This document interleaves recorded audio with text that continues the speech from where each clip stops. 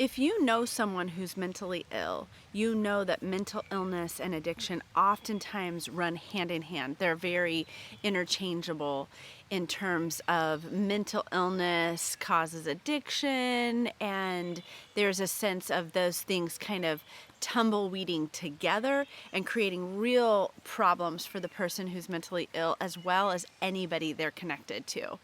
My name is Monica Maurer. I am a licensed professional counselor, and I'm also the founder and director of the Center for Transformation. We exist in our world to help create connection in this lonely and disconnected place where we're all living. In our relationships with our family members, our relationships with the greater community, our neighborhoods, our educational systems, there's just a breakdown and a disconnect that's happening. And a lot of that has so much to do with just the instability that so many of us are experiencing in terms of mental health. Whether that's more of the basic diagnoses of anxiety, depression, or all the way up to personality disorders such as borderline, histrionic, antisocial, dissociative disorders, and addictions, and how those interact. And then we have psychotic disorders and such as well that are really impacting the way that people interact in the communities and the families that they live in. One such experience that we're having in our world right now is just observing the Amber Heard and Johnny Depp trial. And just as we're observing that, if you're following that at all, you're noticing that Amber Heard has been diagnosed with borderline personality disorder and histrionic personality disorder, the combo of both of those. And now we're seeing as the trial progresses that there is a chain or a link of various men that she's been associated with and has dated in the wake of her relationship with Johnny Depp. And it's alleged that some of those relationships started before their relationship ended, and then some probably after. There was others before. It sounds like she has had relationships with women as well, romantic relationships even before. I think she was actually even married to a woman before the relationship she had with Johnny Depp. So lots of focus on her love life at this point in the trial, and I think the world is kind of interested in this case because it's so extreme. And I want to try to explain just the concept of how borderline personality disorder, histrionic personality disorder interacts with addiction. They are two different things in terms of addiction is its own monster. It's its own issue to deal with. But oftentimes when someone struggles and suffers from mental illness, addiction becomes a part of that. And you might think, oh, well, how do you know that Amber Heard is an addict? I mean, we're not hearing anything about chemical addictions, are we? Or substance addictions. I'm talking more about love addiction and relationship addiction. I am not only a trauma therapist, I am certified in EMDR, and I also am a DBT therapist. So I specialize in treating individuals with borderline personality disorder. But I also am a certified sex addiction therapist, and so we treat both sex and love addicts. And so we're seeing in this case some signs of that type of addiction in terms of the pervasive sense of many relationships kind of turning over. With borderline and histrionic, it is very common to see the relationship turnover that you're seeing in Amber Heard's history. That and that has a lot to do with some of the main symptoms of BPD being just an emptiness of self, a sense of I don't have a self, right? Chronic feelings of emptiness and fear of abandonment that leads to something called splitting, which is like black and white thinking. It's sometimes I see a person as all good, and other times I see them as all bad, and so that leads to extreme emotional responses in relationships with people, because someone with BPD oftentimes views someone as an object and not a person. And so if you're viewing someone as an object, as not a person, and not a person, you're looking to that person to kind of fill a void for you. And when they do fill that attachment pain void, everything's good and great, and you see them through the rose-colored glasses, so to speak. But when when they're not filling that emptiness and that void inside of you, then you see them more as someone who's all bad, not doing what you need them to do for you. And there's a sense of they are the worst of all humans, they are the enemy. And so we see these things kind of playing out in our culture. Now, all of us, no matter if you have borderline personality disorder, or any other type of cluster B, whether it's narcissism, histrionic, or borderline, you see that many of us, or if not all humans, can act and think in this type of way. The difference between someone who thinks this way when they're having a bad day, or when they're having a low time in life, maybe you've found out somebody betrayed you or something like this, versus someone who has a personality disorder, is that someone with the personality disorder has this pervasive sense of interacting this way with most people that they interact with, especially people they have intimate relationships with.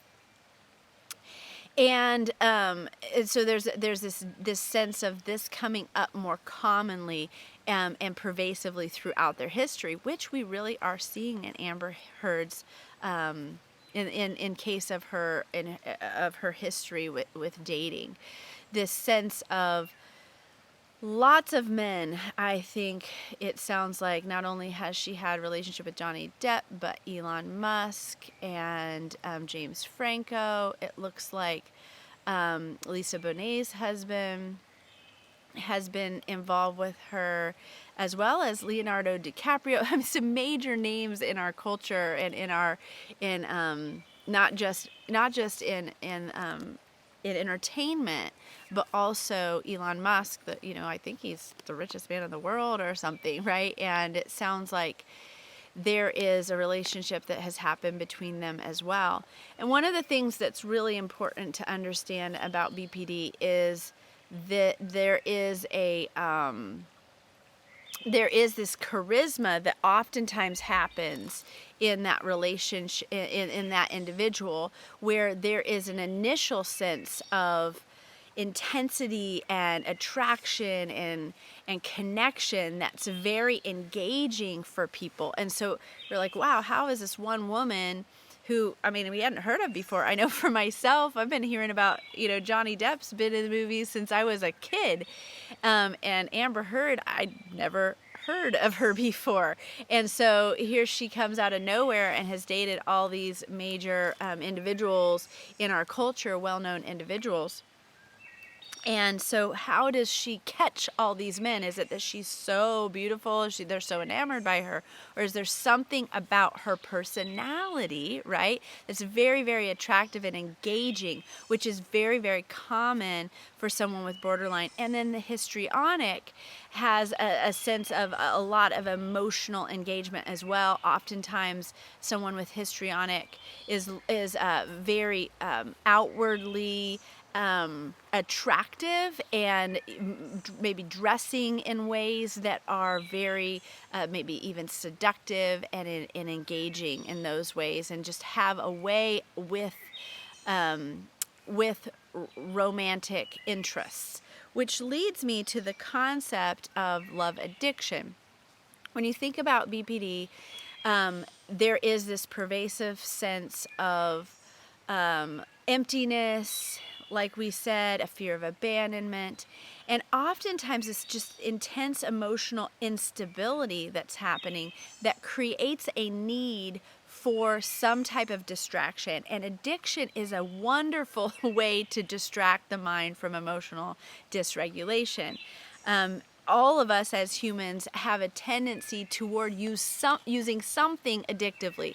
And so if you're hearing this episode and just thinking about your own life, just consider, what is something in my own life that I use, quote unquote, addictively? It may be YouTube. Here you are on YouTube or on a podcast, or it may be exercise, it may be shopping, it may be, spending, it may be coffee or television. It could be chemical addiction. A lot of people drink wine in the evenings and it becomes compulsive. So when something's compulsive, when you actually try to give it up, there's a sense of a deep, intense craving for it. And we say that someone has more of an addiction when that craving has become more now of a dependency. And when they don't get that thing, it alters their mood, it alters their physical, the way they feel physically, and they really are needing that thing. I know for myself, I come from a long line of television addicts, right? So my grandmother watched a ton of TV, in that she was somewhat sedentary throughout her life because of hip issues throughout her childhood and her adulthood. So she ended up doing a lot of sitting, and so the television was on constantly.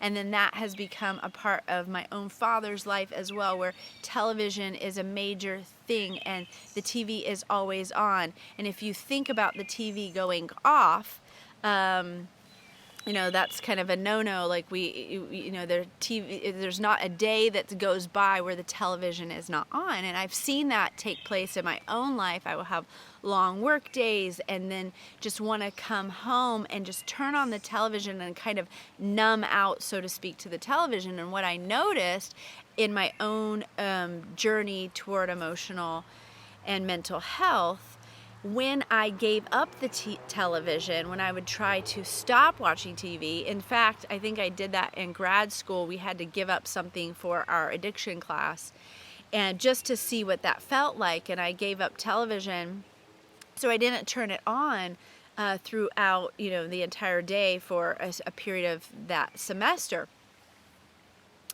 And I felt this intense craving, and then different emotions would come up for me during that period of time, and it caused me to have to deal with emotions rather than distracting myself from emotion. So imagine that for someone with BPD who has this intense emotional world that's happening in their life, and they need a distraction, and then they find something very engaging to distract them that seems to fill that void.